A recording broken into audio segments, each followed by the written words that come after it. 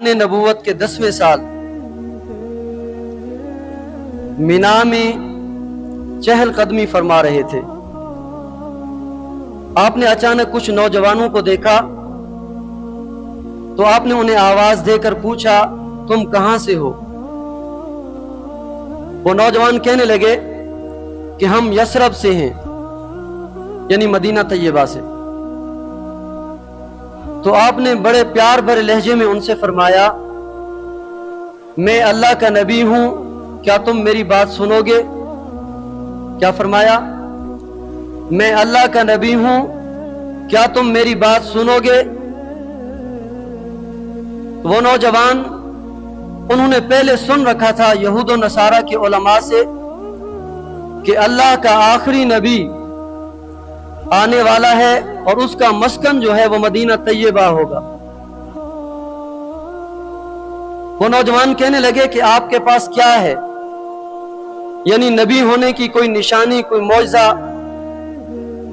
تو نبی اکرم صلی اللہ علیہ وسلم نے انہیں سورہ ابراہیم کی آخری آیتیں سنائیں۔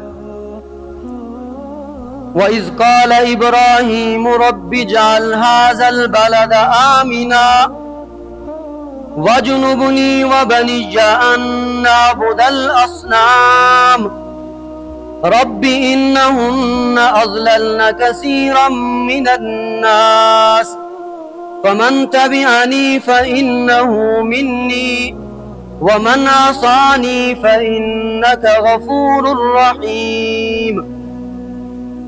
نبی اکرم صلی اللہ علیہ وسلم سورہ ابراہیم کی آخری آیتیں، یہ آخری 2 رکوع ہیں، آخری 2 رکوع آپ نے انہیں پورے سنا دیے۔ اب اللہ کا کلام ہو، اللہ کے محبوب صلی اللہ علیہ وسلم کی مبارک زبان ہو تو اندازہ لگائیں کتنا لطف آیا ہوگا۔ وہ نوجوان اللہ کا کلام سن رہے ہیں، اللہ کے محبوب کی زبان سے جھوم بھی رہے ہیں، بڑا مزہ آ رہا ہے۔ جب آپ تلاوت سے فارغ ہوئے تو کہنے لگے، اوئے ہوئے، یہ کوئی بندوں کا کلام نہیں لگتا، یہ تو واقعی اللہ کا کلام لگتا ہے۔ پھر آپس میں کہنے لگے، یہودیوں سے پہلے ہم اللہ کے آخری نبی کا کلمہ پڑھ کے مسلمان ہو جاتے ہیں۔ ان کے ذہن میں یہ تھا کہ یہود و نصارہ کے علماء جنہوں نے تورات و انجیل پڑھی ہوئی ہے، اور تورات و انجیل میں اللہ کے آخری پیغمبر کے اخلاق، آپ کے اوصاف اور آپ کے شب و روز کے افعال کا ایک ایک جملہ اور ایک ایک بات انہوں نے پڑھی ہوئی ہے، جب وہ آپ کی زیارت کریں گے، آپ کا چہرہ دیکھیں گے، وہ کلمہ پڑھ کے مسلمان ہو جائیں گے۔ تو کہنے لگے، یہود و نصارہ کے علماء سے پہلے ہم اللہ کے آخری نبی کا کلمہ پڑھ کے مسلمان ہو جاتے ہیں۔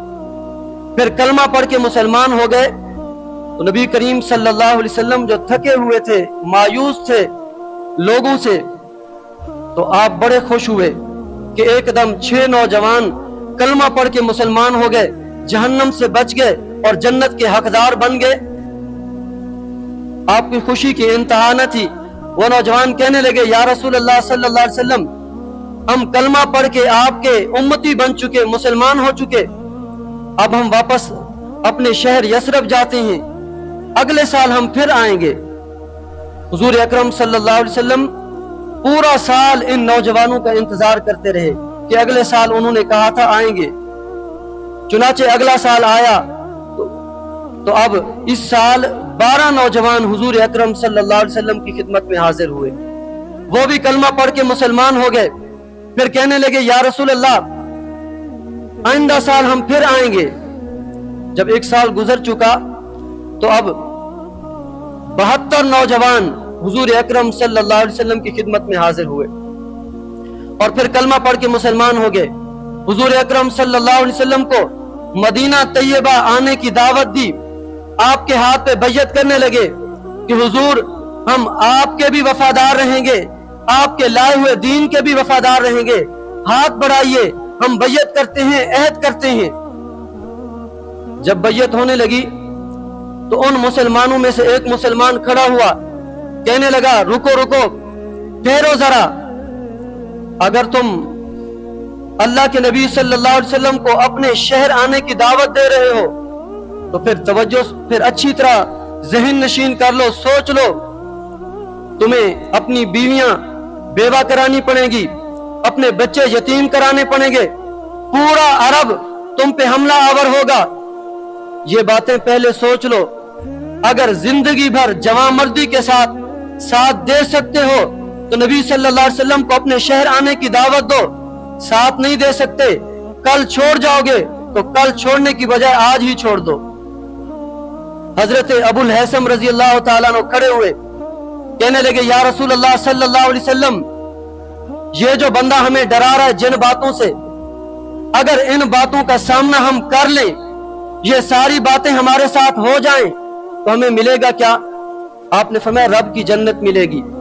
حضرت ابو الحیثم رضی اللہ تعالیٰ عنہ کہنے لگے یا رسول اللہ صلی اللہ علیہ وسلم, پھر سودا سستا ہے, ہاتھ بڑھائیے, سب سے پہلے میں بیعت کرتا ہوں, سب سے پہلے میں عہد کرتا ہوں کہ زندگی بھر آپ کا بھی وفادار رہوں گا, آپ کے دین کا بھی وفادار رہوں گا. تو اسی طرح جتنے نوجوان آئے تھے سارے نوجوانوں نے حضور اکرم صلی اللہ علیہ وسلم کے ہاتھ پہ بیعت کی, اور یہ سارے نوجوان تھے. اور نبی کے کام کی نشانی یہ ہے کہ نبی کے ساتھ اکثر نوجوان ہوا کرتے ہیں. ابو سفیان جب روم کے بادشاہ کے پاس گئے ہوئے تھے تو روم کے بادشاہ نے ابو سفیان سے اللہ کے نبی صلی اللہ علیہ وسلم کے متعلق بہت سارے سوالات کیے. ان میں سے ایک سوال یہ بھی تھا کہ اس کے ماننے والے نوجوان ہیں کہ بوڑھے ہیں. ابو سفیان نے کہا کہ ماننے والے اکثر نوجوان ہیں. تو بادشاہ کہنے لگا یہ بھی نبی کی نشانی ہے کہ ماننے والے اکثر نوجوان ہوتے ہیں. کیوں؟ اس لیے کہ نوجوانوں کی مثال کچی شاخ کی سی ہے, کچی شاخ کو آپ جس طرف چاہے موڑ دو وہ مڑ جاتی ہے. اس لیے اکثر نوجوان نبی کا ساتھ دیا کرتے ہیں, نبی کے کام کا ساتھ دیا کرتے ہیں. پھر کہنے لگے, ابو الحسن کہنے لگا جب بیعت مکمل ہو چکی تو ابو الحسن کہنے لگا یا رسول اللہ صلی اللہ علیہ وسلم ایک بات بتائیں, آپ جب ہجرت کر کے مدینہ طیبہ تشریف لے آئیں گے, پھر ایک وقت آئے گا مکہ فتح ہو جائے گا, پھر آپ ہمیں چھوڑ کے مکہ تو نہیں آ جائیں گے؟ جب مکہ فتح ہو جائے گا آپ ہمیں چھوڑ کر مکہ واپس تو نہیں آ جائیں گے؟ تو نبی کریم صلی اللہ علیہ وسلم نے مسکرا کے فرمایا ابو الحسن اب میں رہوں گا بھی زندگی بھر تمہارے پاس, میری قبر بھی زندگی بھر تمہارے شہر میں بنے گی. پھر کہنے لگے یا رسول اللہ کب تشریف لائیں گے؟ آپ نے فرمایا جب اللہ کا حکم ہوگا میں آ جاؤں گا. یہ 72 نوجوان مدینہ طیبہ واپس تشریف لے گئے. اب جس وقت بیعت ہوئی یہ ذوالحج کا مہینہ تھا. ذوالحج کے دن گزر گئے, محرم کا مہینہ گزر گیا. جب سفر کا مہینہ آیا تو اللہ تعالیٰ کی طرف سے اجازت مل گئی کہ اپنے ماننے والوں کو, مسلمانوں کو اجازت دے دو. اب ظلم بڑھ چکا ہے, تشدد بڑھ چکا ہے, اور کفار و مشرکین کی ازارسانیاں حد سے بڑھ چکی ہیں. اس لیے اب اپنے ماننے والوں کو اجازت دو, یہ ہجرت کر کے مدینہ طیبہ چلے جائیں. حضور اکرم صلی اللہ علیہ وسلم نے اپنے ماننے والوں کو اجازت دی. ایک ایک کر کے, دو دو کر کے مسلمان ہجرت کر کے مدینہ جانے لگے. اب حضور اکرم صلی اللہ علیہ وسلم اللہ کے حکم کی انتظار میں تھے. سفر کی 27 تاریخ تھی, 27ویں شب, اور جمعہ کی رات تھی.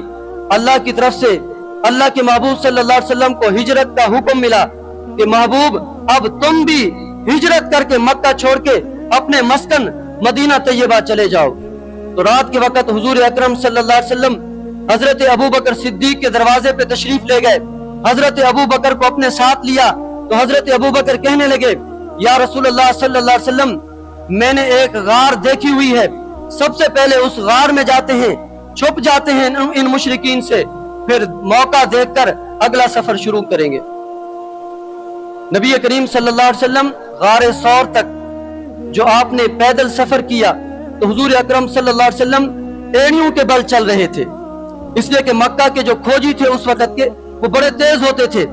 وہ قدموں کے نشانات دیکھ کر بندے کا سراغ لگا لیتے تھے, حتیٰ کہ اتنے کھوجی تیز تھے وہ قدموں کے نشانات دے کر بتا دیتے تھے کہ یہ نوجوان کس قبیلے سے ہے, کس نسل سے ہے. اتنا انہیں پہچان تھی. تو حضور اکرم صلی اللہ علیہ وسلم پورا پاؤں زمین پہ نہیں رکھتے تھے, ایڑیوں کے بل جا رہے تھے. गार सौर के दहाने पहुंचे, यानी जबल सौर के पास पहुंचे, तो आप ऊपर चढ़ने लगे तो इतने में आपके पांव की जो उंगलियां थी वो जख्मी हो चुकी थी, आप ऊपर न चढ़ सकते थे। तो हजरत अबू बकर सिद्दीक रजी अल्लाह ताला अन्हु अगरचे कमजोर जिस्म वाले थे, मगर हजरत अबू बकर सिद्दीक रजी अल्लाह ताला अन्हु को रब ने ईमान की ताकत इतनी दी थी कि अल्लाह के महबूब सल्लल्लाहु अलैहि वसल्लम के को अपने कंधों पे सवार किया और तकरीबन 3000 फुट का बुलंदी का सफर हुजूर अकरम सल्लल्लाहु अलैहि वसल्लम को अपने कंधों पे सवार करके गार सौर तक ले गए। 3 दिन 3 रातें हुजूर अकरम सल्लल्लाहु अलैहि वसल्लम और हजरत अबू बकर सिद्दीक रजी अल्लाह ताला अन्हु ने गार सौर में गुजारे। 3 दिन 3 रातें गुजारने के बाद गालिबन रबीउल अव्वल की पहली तारीख को हुजूर अकरम सल्लल्लाहु अलैहि वसल्लम ने अगला सफर शुरू किया। हिंदुस्तान के एक आलिम गुजरे हैं, उनका नाम है मौलाना कासिम नानोतवी रहमतुल्लाह अलैह। अंग्रेज के खिलाफ जिहाद का ऐलान किया तो अंग्रेज ने गिरफ्तारी के वारंट जारी कर दिए। मौलाना कासिम नानोतवी रहमतुल्लाह अलैह रूपोश हो गए, छुप गए। 3 दिन 3 रातें गुजरी तो बाहर आ गए। अकीदतमंदों ने देखा कि मौलाना कासिम नानोतवी रहमतुल्लाह अलैह इनके खिलाफ तो गिरफ्तारी के वारंट जारी हैं, हर तरफ पुलिस इन्हें तलाश कर रही है, ये बाहर कैसे आ गए? कहने लगे हजरत आप बाहर कैसे आ गए? हर तरफ फौजी और हर तरफ पुलिस के जवान आपको तलाश कर रहे हैं, आपको पकड़ लेंगे, कैद में डाल देंगे। तो मौलाना कासिम नानोतवी रहमतुल्लाह अलैह ने बड़ा अजीब जुमला कहा, कहने लगे अल्लाह के नबी की सुन्नत यही है, इसलिए 3 दिन से ज्यादा मैं छुप नहीं सकता। नबी पाक सल्लल्लाहु अलैहि वसल्लम ने हिजरत के मौका पर गार सौर में सिर्फ 3 दिन और 3 रातें गुजारी थी, इसलिए नबी की सुन्नत समझते हुए कासिम नानोतवी 3 दिन 3 रातें छुपा है, इसके बाद छुप नहीं सकता चाहे जान भी चली जाए। हुजूर अकरम सल्लल्लाहु अलैहि वसल्लम ने अगला सफर शुरू किया। वाकया तो तफसील तलब है, लेकिन इख्तिसार के साथ बात अपनी खत्म करता हूँ। हुजूर अकरम सल्लल्लाहु अलैहि वसल्लम ने जब अगला सफर शुरू किया, मदीना के लोगों को इत्तला मिली कि मदीने वालों तुम्हारा नबी तुम्हारी तरफ आ रहा है। अब मदीने के लोग रोजाना अपने शहर से निकलते हैं, नबी करीम सल्लल्लाहु अलैहि वसल्लम के इंतजार में आपके इस्तकबाल के लिए मदीना से बाहर आ जाते हैं। शाम हो जाती है, वापस चले जाते हैं, फिर अगले दिन आते हैं, रोजाना इसी तरह होता रहता है। नबी करीम सल्लल्लाहु अलैहि वसल्लम बिल आखिर 8-10 दिन का सफर तय करके आप मदीना की बस्तियों में दाखिल हो गए। सबसे पहले जब आप कुबा की बस्ती में दाखिल हुए तो नबी करीम सल्लल्लाहु अलैहि वसल्लम ने वहां पर सबसे पहले मस्जिद कुबा की बुनियाद रखी और फिर 15 दिन हुजूर अकरम सल्लल्लाहु अलैहि वसल्लम कुबा की बस्ती में रहे। मस्जिद जब मुकम्मल हो गई तो नबी करीम सल्लल्लाहु अलैहि वसल्लम ने आगे सफर शुरू किया। तो मदीना के 500 के करीब मुसलमान हुजूर अकरम सल्लल्लाहु अलैहि वसल्लम का इस्तकबाल करने के लिए कुबा में पहुंच चुके थे। अब हुजूर अकरम सल्लल्लाहु अलैहि वसल्लम की सवारी और 500 मुसलमान आपके इर्द गिर्द चल रहे हैं। सफर होते होते दरमियान में एक कबीला आता है बनी सालिम का, वहां पे जुमा की नमाज का वक्त हुआ तो हुजूर अकरम सल्लल्लाहु अलैहि वसल्लम ने सबसे पहले जो इस्लाम में सबसे पहला जुमा पढ़ाया गया बनी सालिम की बस्ती में हुजूर अकरम सल्लल्लाहु अलैहि वसल्लम ने सबसे पहला जुमा पढ़ाया और आपने जुमा का खुतबा दिया। इसी खुतबे में यहूदियों के सबसे बड़े आलिम हजरत अब्दुल्लाह बिन सलाम रजी अल्लाह तआला अन्हु तशरीफ लाए हुए थे। उन्होंने नबी करीम सल्लल्लाहु अलैहि वसल्लम का खुतबा जुमा सुना और खुतबा जुमा सुन के कलमा पढ़ के मुसलमान हो गए। और खुतबे के कौन से अल्फाज से मुतासिर हुए?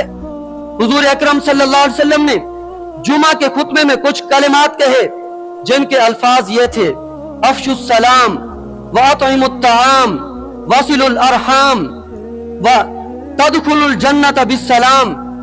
फरमाया कि सलाम को फैलाओ, जिसका उन्वान था सलाम को फैलाओ, हर एक मुसलमान को सलाम करो। आप की कहने जरा सलाम करेगा उन्हें सलाम करांगे, जरा सलाम नहीं करता असी भी नहीं करांगे। हुजूर ने फरमाया अफशुस सलाम, सलाम को फैलाओ, जो सलाम करता है उसे भी सलाम करो, जो सलाम नहीं करता उसे भी सलाम करो, जिसे पहचानते हो उसे भी सलाम करो, जिसे नहीं पहचानते उसे भी सलाम करो। अफशुस सलाम, आपने फरमाया सलाम को फैलाओ। वातइमुत ताआम, फरमाया कि रब की रजा के लिए खाना खिलाओ, रब की रजा के लिए खाना खिलाओ। खाना इस नियत से ना खिलाओ कि मैं गरीब को खाना खिला रहा हूं, ये जिंदगी भर मेरा एहसानमंद रहे, फरमाया इस नियत से खाना ना खिलाओ कि जिंदगी भर एहसान मंद रहे, बल्कि रब की रजा के लिए खाना खिलाओ। फरमाया वासिलुल अरहाम, फरमाया कि रिश्तेदारों के साथ कता ताल्लुकी ना करो, उनके साथ रिश्ता नाता जोड़ी रखो। फरमाया कि रिश्ता नाता जोड़ी रखो। कोई रिश्तेदार तुम्हारा, कोई करीबी, कोई अजीज तुमसे कता ताल्लुकी करता भी है, तुम उसके साथ कता ताल्लुकी ना करो, बल्कि रिश्ता जोड़े रखो। और फिर आपने फरमाया तदखुलुल जन्नता, और फिर चौथा जुमला आपने फरमाया सल्लु बिल लैली वन नासु नियाम, फरमाया रात के वक्त नमाज पढ़ो जब लोग सो रहे हो। अब रात की जो नमाज होती है वो तहज्जुद की नमाज होती है, वो होती भी रात के वक्त है। आगे आपने जुमला फरमाया सल्लू बिल लैली वन नासु नियाम, रात के वक्त नमाज पढ़ो जब लोग सो रहे हो। क्या मतलब? फरमाया कि तहज्जुद की नमाज जो है ये खुफिया नमाज है, सिर्फ बंदे को और रब को पता होनी चाहिए। ये नहीं कि सुबह तहज्जुद की नमाज पढ़ी और सुबह 8 बंदों को बताया कि सुबह मैं इतने बजे उठा था, मैंने तहज्जुद के इतने नफिल पढ़े थे। जनाब मैं सुबह 3 बजे उठ जाता हूँ, मेरी आंख खुल जाती है, जब तक तहज्जुद ना पढ़ूं उस वक्त तक मुझे चैन नहीं आता, लोगों को बताने के लिए कि मैं तहज्जुद गुजार हूं। पर मैं ऐसे नहीं, ये खुफिया नमाज है। उस वक्त नमाज पढ़ो रात के वक्त जब लोग सो रहे हो, रब को पता हो और तुम्हें पता हो। ये 4 काम करो, फरमाया तदखुलुल जन्नत बिस्सलाम, फिर रब की जन्नत में सलाम के साथ दाखिल हो जाओ। हजरत अब्दुल्लाह बिन सलाम ने जब ये जुमले सुने, कहने लगे ये जुमले, ये कलमात कोई अल्लाह का नबी ही कह सकता है, इसलिए फौरन कलमा पढ़ के मुसलमान हो गए। अब नबी करीम सल्लल्लाहु अलैहि वसल्लम ने अगला सफर शुरू किया। जब आप मदीना तैयबा शहर के दाने पहुंचे तो मदीना तैयबा के जितने मुसलमान मर्द थे वो तो आपका इस्तकबाल करने के लिए पहले ही आपके पास पहुंचे हुए थे। जितनी औरतें थी आपकी जियारत के लिए, आपके इस्तकबाल के लिए घरों की छतों पे चढ़ चुकी थी, और जितनी बच्चे बच्चियां थी वो हुजूर का इस्तकबाल करने के लिए मैदान में सामने आ चुके थे।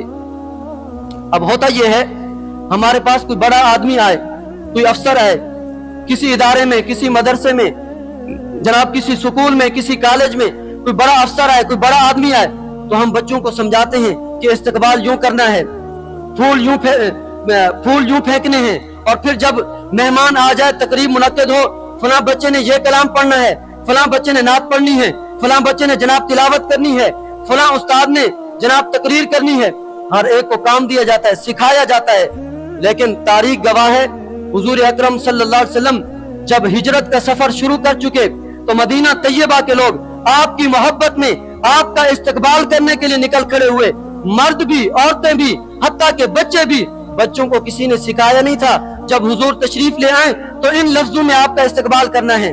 हुजूर अकरम सल्लल्लाहु अलैहि वसल्लम जब मदीना तैयबा पहुंच चुके और बच्चों की निगाह हुजूर अकरम सल्लल्लाहु अलैहि वसल्लम के चेहरे पे पड़ी तो बेसाख्ता बच्चे बोल उठे, तला अल बद्रु अलैना मिन सनियातिल वदाई वजब शुक्र अलैना मा दहा लिल्लाहि दाई अय्युहल मबऊस फीना बिल अम्रिल मुताई, जिसका मतलब ये था कि 14वीं का चांद हम पे तुलू हो चुका है, 14वीं का चांद हम पे तुलू हो चुका है। अब बच्चों को किसी ने सिखाया नहीं, किसी ने समझाया नहीं, बल्कि बेसाख्ता बच्चे बोल उठे हैं, तला अल बद्रु अलैना मिन सनियातिल वदाई, 14वीं का चांद हम पे तुलू हो चुका है, अल्लाह की तरफ बुलाने वाला हमारे पास आ चुका, वजब शुक्र अलैना, अब हम पे रब का शुक्र अदा करना वाजिब हो चुका।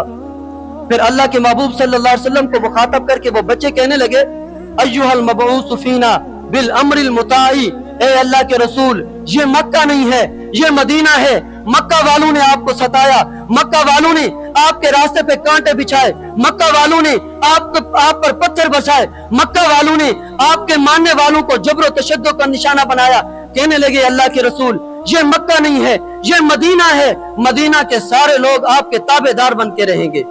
या रसूल अल्लाह, आप हमारे पास तशरीफ ला चुके, हमारे शहर को आपने अपनी तशरीफ आफरी से शर्फ बख्शा है, हमें इज्जत बख्शी है। अब मदीना के सारे लोग, मर्द भी आपके ताबेदार होंगे, औरतें भी आपकी ताबेदार होंगे, और जनाब जवान भी आपके ताबेदार होंगे, बूढ़े भी आपके ताबेदार होंगे, बच्चा बच्चा आपका ताबेदार होगा। जब हुजूर अकरम सल्लल्लाहु अलैहि वसल्लम ने मदीना तैयबा में कदम रखा तो सरदार आगे आए, कहने लगे, हर एक सरदार की यही अर्जी थी, या रसूल अल्लाह सल्लल्लाहु अलैहि वसल्लम, آپ میرے مہمان بنے. ایک سردار کہتے ہیں میرے قبیلے میں جائیں, دوسرا سردار کہتا ہے ہمارے قبیلے کے مہمان بنے, تیسرا سردار کہتا ہے یا رسول اللہ ہمارے قبیلے کے مہمان بنے. اب نبی کریم صلی اللہ علیہ وسلم کسی کو انکار کر کے کسی کا دل نہیں دکھانا چاہتے تھے, تو آپ نے فرمایا کہ دعوها فإنها مامورۃ, فرمایا کہ میری اونٹنی کی نکیل چھوڑ دو, یہ اللہ کے حکم کی پابند ہے, جہاں یہ خود بیٹھ جائے گی میں اسی کا مہمان بن جاؤں گا. اب حضور اکرم صلی اللہ علیہ وسلم کی اونٹنی کو چھوڑ دیا گیا. حضور اکرم صلی اللہ علیہ وسلم کی اونٹنی نے بنی نجار کی طرف رخ کیا. یہ حضور اکرم صلی اللہ علیہ وسلم کے ننہال کا قبیلہ ہے. اونٹنی چلتے چلتے ایک میدان میں بیٹھ گئی.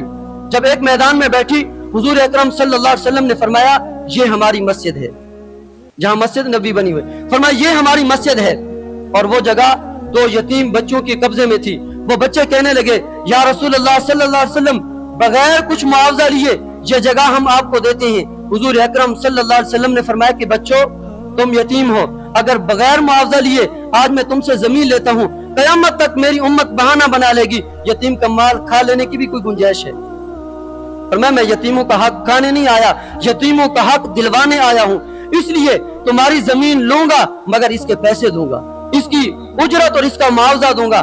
جو معاوضہ بنتا تھا حضور اکرم صلی اللہ علیہ وسلم نے معاوضہ دیا. پہلے آپ نے مسجد کی بنیاد رکھی, پھر آپ نے اپنے گھر کی بنیاد بعد میں رکھی. پھر حضور اکرم صلی اللہ علیہ وسلم کی جو اونٹنی تھی وہ حضرت ابو ایوب انصاری کے مکان کے سامنے جا کے ٹھہر گئی.